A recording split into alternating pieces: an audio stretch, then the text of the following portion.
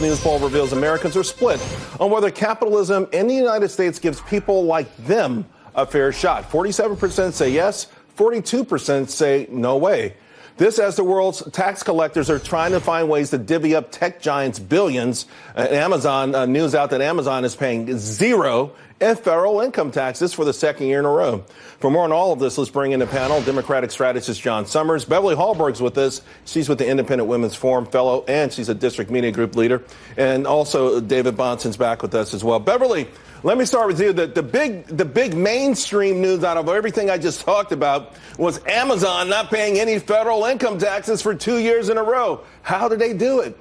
Well, they figure out how to use those loopholes. Unfortunately, what this is turning into seems to be an attack on lowering the corporate tax rate, which I think is a good thing for most businesses, especially small businesses and middle businesses that are out there. But what Amazon is able to do is use some of those loopholes, people call it cronyism, to figure out how to legally avoid paying taxes. So what we need to do is keep corporate tax rates low, but make sure there aren't some loopholes that they can get away with.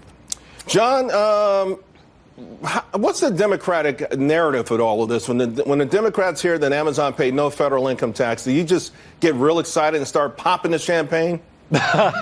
No, I think quite the opposite. As you well know, Charles, Democrats are all for making sure that everyone, pays their fair share. I know, but I'm saying from a political point of view, this is some delicious stuff going into 2020. Yeah, I hear what you're saying. I think, it's a good indication of why people in New York were so upset with the deal that Amazon was being, had been working out with the city of New York.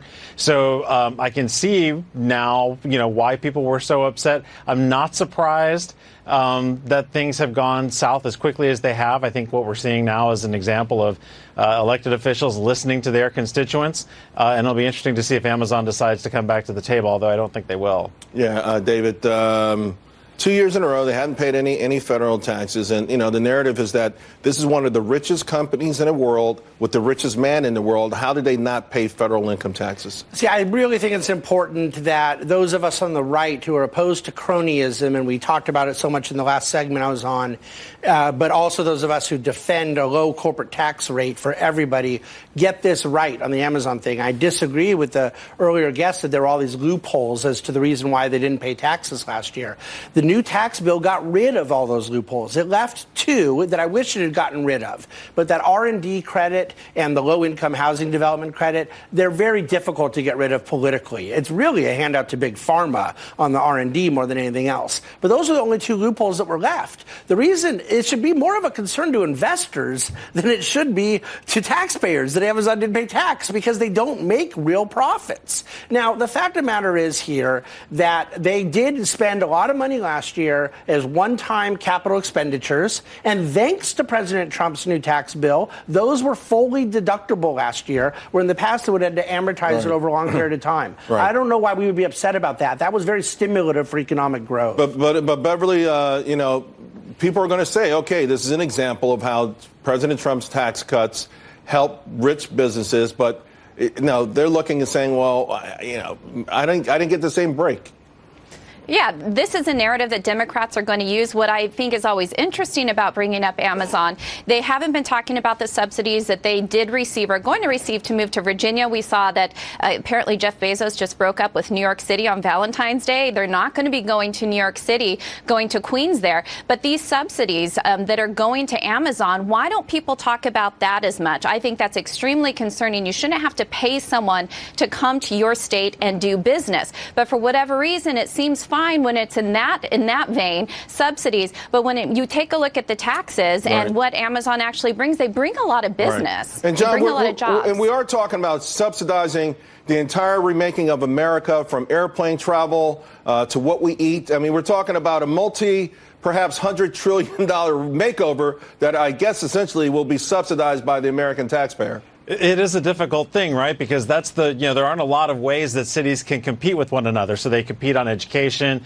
they compete on, things that are around their environment, and then they compete on tax cuts. With the Green New Deal, Democrats are talking about the same sort of things that they say they abhor with corporations, but to remake the entire economic ecosystem of the United States.